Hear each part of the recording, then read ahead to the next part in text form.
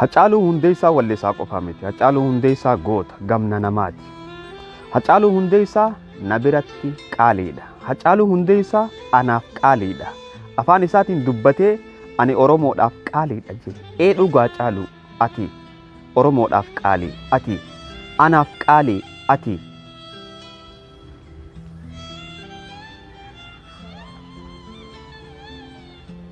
Hacaaluu hundeessaa wallisaa qofaa miti. Hacaaluu hundeessaa gamna goota gameessa. Hacaaluu hundeessaa anaaf qaaliidha. Hacaaluu hundeessaa atiif qaaliidha. Anaa miti kan je'e isaatu je'e ani Oromoodhaaf qaaliidha jedhe. Dhugaa baanta Hacaaluu ati Oromoodhaaf qaaliidha. Anummata kiyyaaf qaalii beekta. Anummata kiyyaaf qaalii beekta. Anummata kiyyaaf qaalii beekta.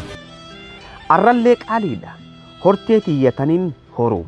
Tanganaa dhuftuufillee akka qaalii taate dhaameetiif hin bira kuta.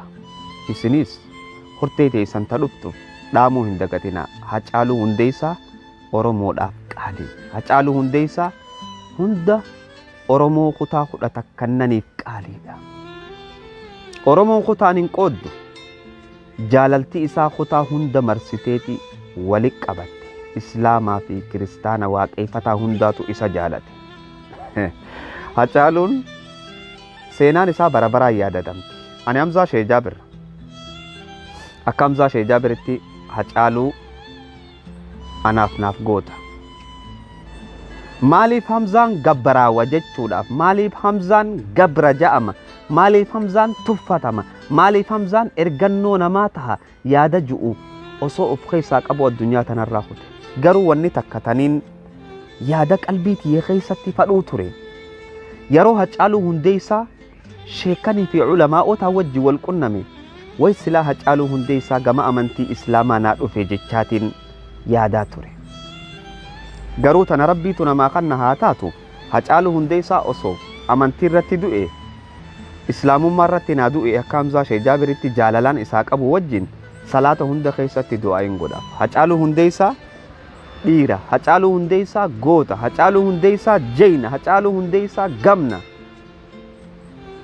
Hacaaluu hundeessaa gantuudhaa miti. Namootan garigariitti jira kan Hacaaluu hundeessaa wanni isaa akkana akkana jettanii haasoftan. Haa taatu Hacaaluu hundeessaa wallisaa ture.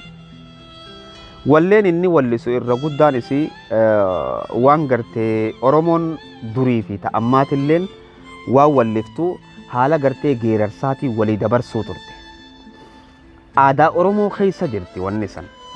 Haala geerarsaatiin, haala walalootiin waa walii dabarsuun aadaa Oromoo keessa waan jirtuuf Hacaaluu hundeessaa gama beekuu fi akka beekuun Oromoo bira dhaabbatee sagalee taheefii ture. Beeyta. Tanaaf Hacaaluu hundeessaa wallisaa waan taheef ati waan wallisaa hin tahiniif wallee isaa san akka keetitti waan silaa godhuu hin feene san hin godhin. Garuu ammoo namootan kaaniin hin godhinaan hin je'iniin namootan kaanii wanni ati dhaamtuuf yaa obboleeyyan fakkeenya gabaabaa tokko seeyaa kan nama sheekaati haa jennu. Wallee Hacaaluu hundeessaa astawaawaquu beeksisuu fi wanni kun hundi haraami yoo kan jettu maqaa dhoytee kan jettu taate namni wallee Hacaaluu qofa beeksisaa hin jiru. Wallee Hacaaluu dura wallee taantuu gartee maal jeetiin siima. Bituu gurguruu yaa wallee gartee bituu fi gurguruunis haraami. Haa taatu garuu maqaa dhoytanii hin je'inaa khalaxan seenina walii haa gallu. Ni beeyna akka wanni san haraam taate akka walleen haraam taate waliin beeyna. Haa taatu garuu maqaa dhoytanii laala walii galla maqaa dhoytanii wallee Hacaaluu hundeessaa akkana akkana goota haa ta'u gootummaa isaa achi dhiisi. Gama beekuun gama ati beektuun akkamitti hin beekin jechuun san yakkaa miti akkaataa inni itti beekuutu akkasi waan taateef. Tanaaf maqaa dhowwu osoo hin ta'in wallee akkana akkana godhuun akkana ja'anii jumlumatti himanii bira kutu.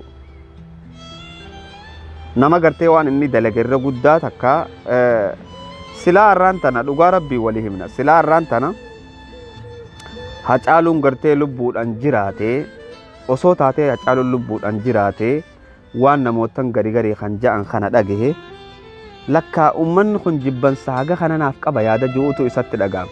Tanaaf Hacaaluu hundeessaa goota gamna jeyna tuttuqamuu hin qabuun jaa ammoo shari'aanis tuqamuu hin qabdu akkaataa itti himan beekuun dirqama waliigalee garuu ammoo akkaataa itti himan beekuun dirqama obboleessa kiyya maqaa dhawanii cinaa deddeemanii akka halu sadaawwan garii kana akka qoreetti kan nama keessaa ol dhaabbatti akka qoreen nama dirteetti nama dirti aboo kunu كأصحاب رسول الله صلى الله عليه وسلم كصحابة إرجما ربي تها دين كن دين لا فعل دين جبا في نما خنا متارت هرار جارتو ميتي تنافو أنا كامزا شيء جابرتي أكنما أمنتي إسلاما براتي بيخوتي هاتالون أنا بقول السلام عليكم ورحمة الله وبركاته نقاتنا ترى